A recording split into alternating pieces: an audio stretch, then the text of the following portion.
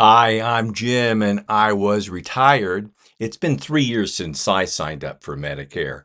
So this week's video is really going to review the process for those who are a few years younger than I am, who may be getting ready for Medicare in 2025. Stay tuned. If you're 64, you need to start thinking about your options for Medicare so that you are prepared to be covered. There are special cases when Medicare starts before 65, and you may be able to delay signing up if you are covered because you're still working or covered by a spouse's employer plan. But for most cases, age 65 is the milestone for Medicare. Hey, before I go any further, please like and subscribe to this channel and hit that bell for notifications if you like entertaining ideas from a DIY retiree. It'll help this channel appear higher in the YouTube search algorithm. If you're already collecting Social Security, say you filed at 62, then you'll be automatically enrolled for Medicare. The cards will come in the mail. But I'm waiting for 70 for Social Security benefits, so I had to enroll for Medicare on my own, and I had to do it in my initial enrollment period, or IEP. Your initial enrollment period includes the 3 months prior to your birth month, and the 3 months following the birth month. And if you applied in those first 3 months of your IEP, you are guaranteed that your Medicare coverage will start the first day of your birth month. But if you wait for 65, your coverage will not begin until the next month. And if you wait into each of those 3 months after you turn 65, you will start coverage the month after you sign up. So avoid the delays and sign up in the first 3 months before your birth month. Now, if you're still working for a larger employer at 65, you may be able to delay signing up for all of your Medicare. But if you have a smaller employer plan or you fail to sign up in that initial enrollment period, you may discover that you'll need to pay late penalties for the rest of your life. So make sure you sign up when you are first required to apply. Now, here's the secret. You do not sign up for Medicare on Medicare.gov. You have to log into your My Social Security account at SSA.gov because the Social Security system has your wage history and is able to confirm that you're eligible for Medicare. Now, Medicare was modeled after Blue Cross and Blue Shield, those plans that many of our parents had from their employers. Blue Cross covered hospital insurance, and Blue Shield covered medical insurance and outpatient services from your doctor. So when Medicare began in 1965, they used that same two-part system. Part A covers hospital care, and Part B covers medical outpatient services and doctor's visits.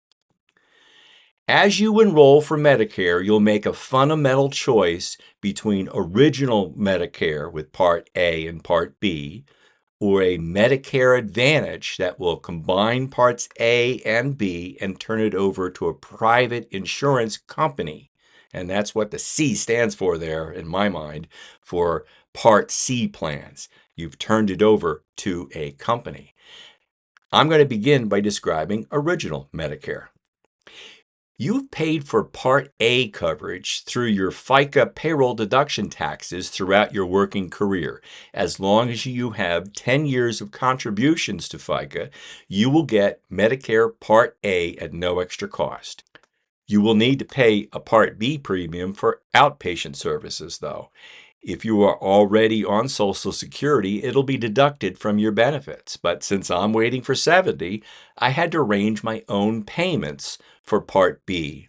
And now you can do that through quarterly payments or direct monthly payments. I used Easy Pay from Medicare.gov to do it automatically from my checking account.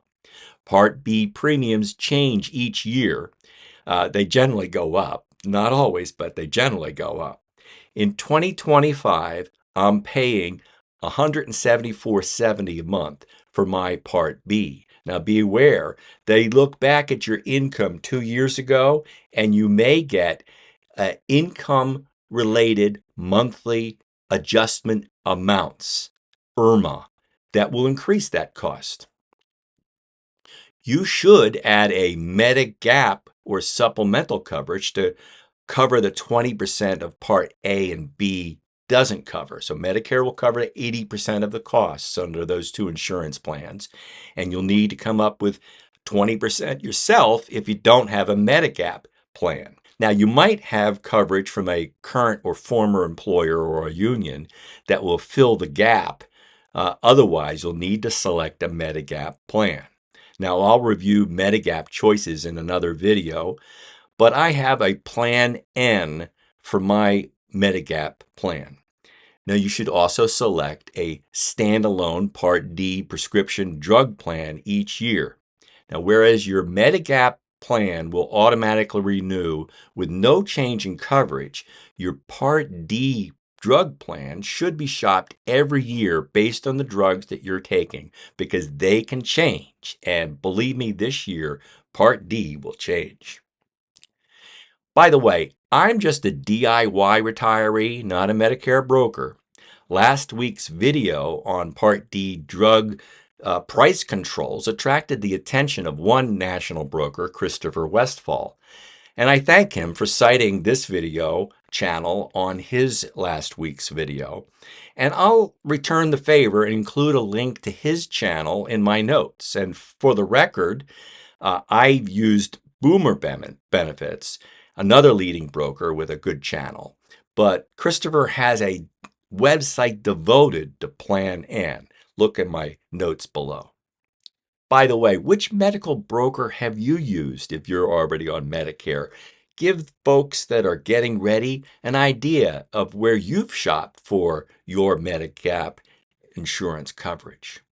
Now, if you're getting healthcare coverage from a credible insurance source, from your own work or your spouse's plan, you can sign up for Part A, which doesn't cost you anything, but it will coordinate with your current coverage, and then delay signing up for Part B.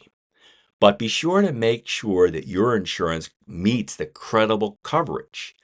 Also, as soon as that ends, you'll have a special enrollment period, and you'll need to make your decision within that special enrollment period to avoid late fees.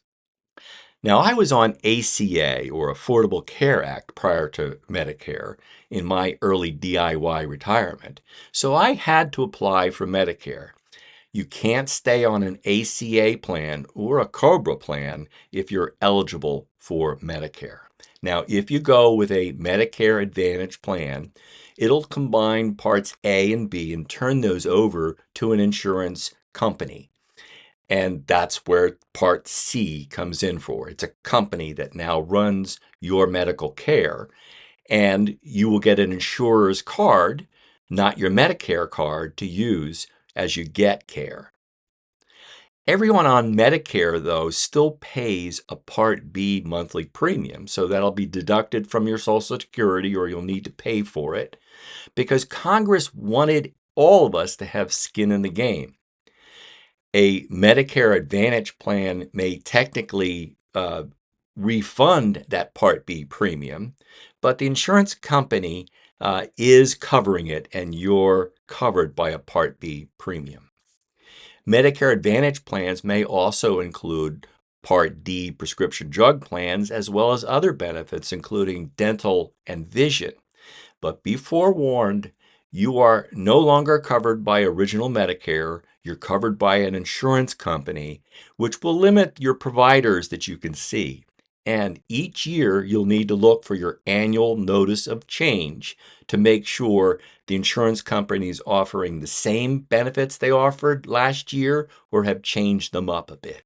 So here are some of the big differences between the two options. Original Medicare may cost more than Advantage plans, but the cost will be more predictable.